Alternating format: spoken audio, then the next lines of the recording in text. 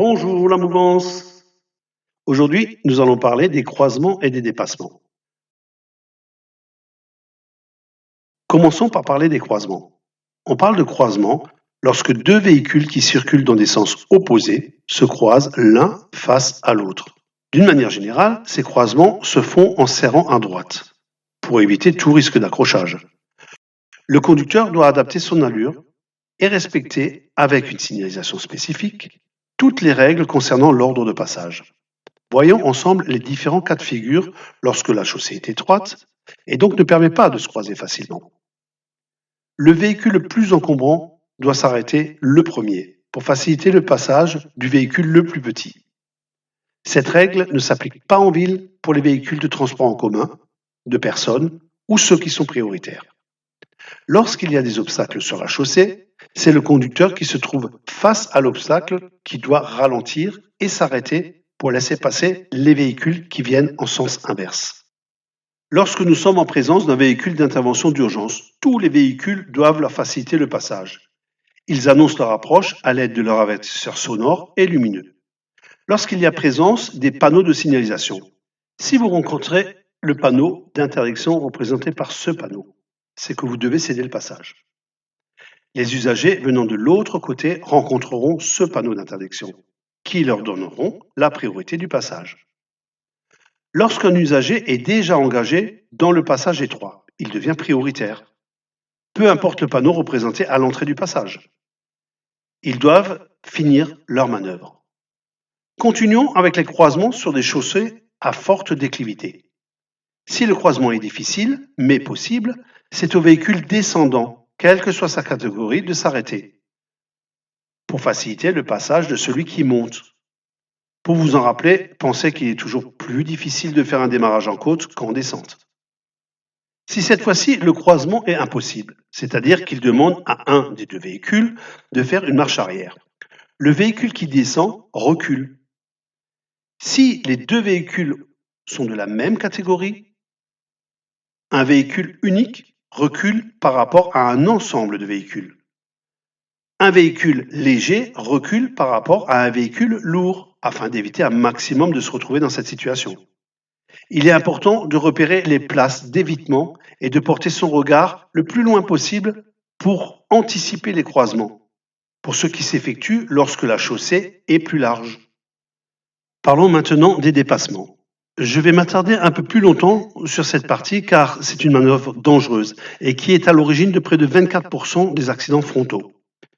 Tout dépassement demande une bonne préparation et observation. Tout d'abord, voyons ensemble les situations où le dépassement est interdit. Vous devez tenir compte du marquage au sol, bien sûr.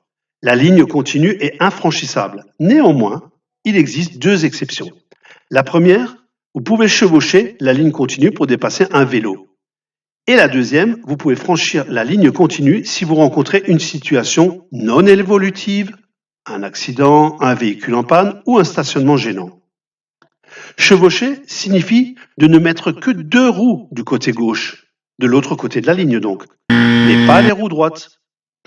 La ligne de dissuasion est implantée sur les routes sinueuses, en pente ou à fort trafic. Il est possible de dépasser un véhicule circulant lentement. Il est interdit également de dépasser à hauteur d'une flèche de rabattement si la manœuvre risque de ne pas être terminée avant le début de la ligne continue, ou il est interdit également d'utiliser une voie comportant des flèches directionnelles pour dépasser. Vous ne pouvez pas dépasser en présence de ce panneau tous les véhicules à plus de deux roues.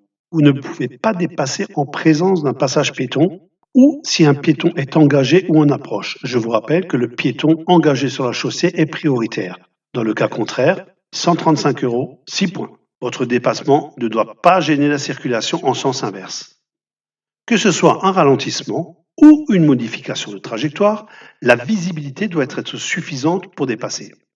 Il est interdit de dépasser dans un virage ou au sommet de côte, sauf si vous êtes en sens unique ou sur une chaussée à double voie protégée par une ligne continue. Vous ne devez pas non plus suivre à l'aveugle un autre usager qui dépasse devant vous. Évidemment, vous ne devez pas gêner ou surprendre la personne que vous dépassez. Pour cela, vous devez conserver les distances latérales de sécurité. Hors agglomération, en campagne, vous devez laisser 1,50 m et en agglomération en ville, 1 mètre minimum et ne pas lui faire de queue de poisson en vous rabattant. Vous ne devez pas dépasser par la gauche un usager qui a indiqué son intention de tourner à gauche. Les dépassements par la droite sont interdits sauf si l'usager a dépassé indique son intention de tourner à gauche et vous n'empiétez ni sur une voie réservée ni sur un trottoir. Vous ne pouvez et vous ne devez pas dépasser sur une intersection, sauf si vous êtes prioritaire. Vous ne pouvez pas dépasser sur un passage à niveau, sauf si celui-ci est muni de barrières levées. Vous ne pouvez pas dépasser un tramway à l'arrêt lorsque la montée et la descente de ses passagers est effective. Vous ne pouvez pas dépasser si la chaussée est enneigée. Enfin, vous ne pouvez pas dépasser si vous êtes vous-même en train de vous faire dépasser. Pour résumer, il y a donc plusieurs conditions à respecter pour effectuer un dépassement en sécurité. Premièrement, aucune signalisation ne doit interdire la manœuvre, panneau ou marquage au sol. Deuxièmement, la chaussée doit être suffisamment large pour maintenir les distances latérales de sécurité.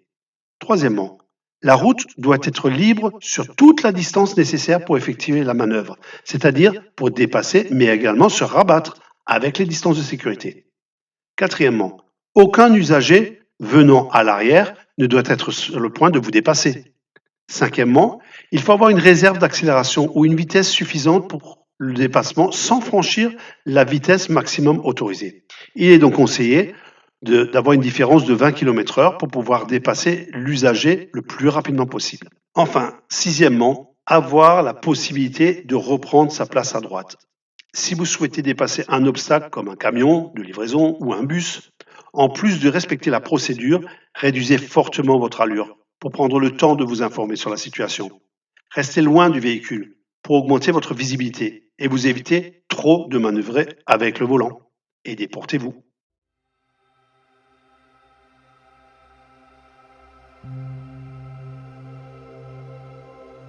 J'espère que ce petit cours vous a plu. Je vous propose un quiz en 10 questions. A cappella, on lève la main, on répond. Et on corrige.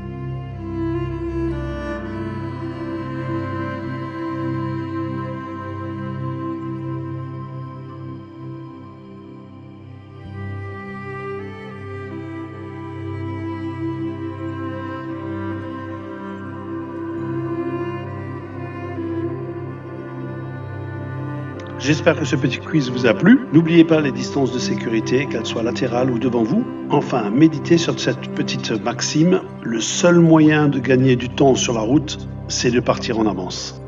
À bientôt les amis et bonne route.